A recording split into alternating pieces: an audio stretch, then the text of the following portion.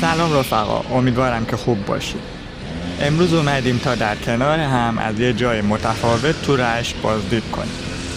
اینجا بوستان سالار مشکات هستش و تو محله چمانسرا خیابون هنر یا همون گیلستان قرار گرفته.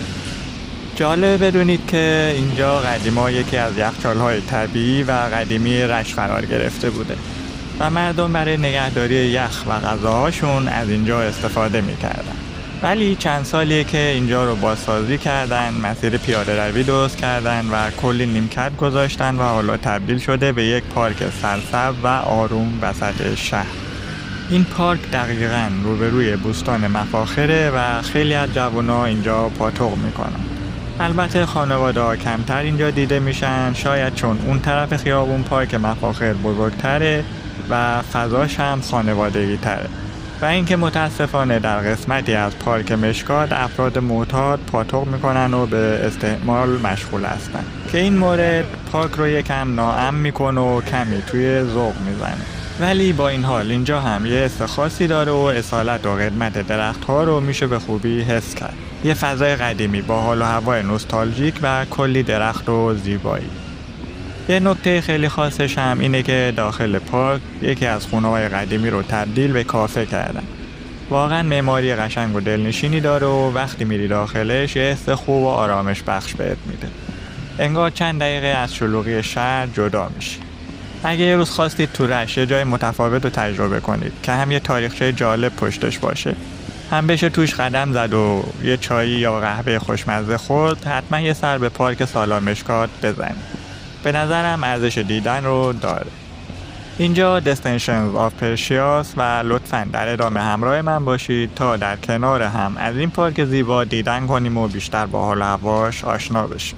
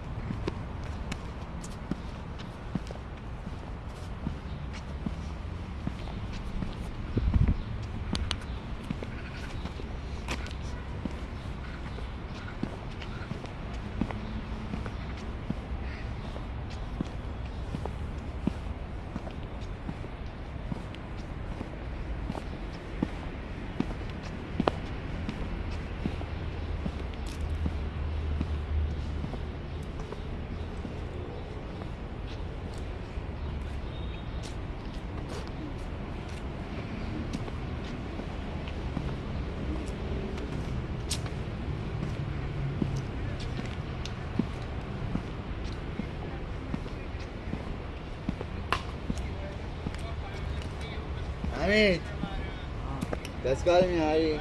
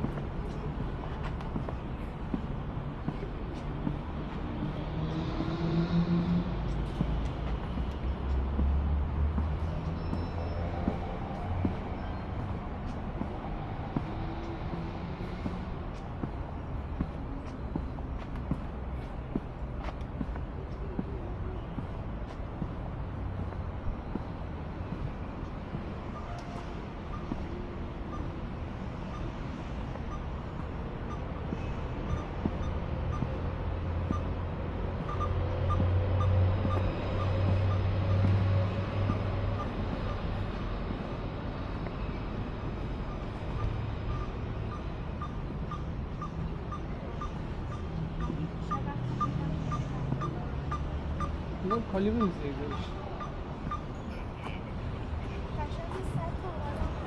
راحت 100 تومن 1500 بوده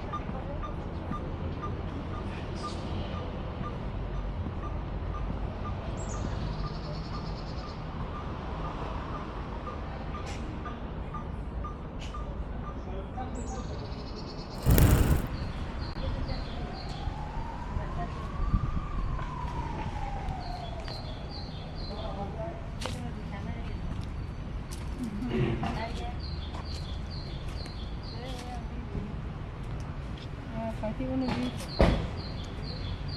وقتی اونو باید دید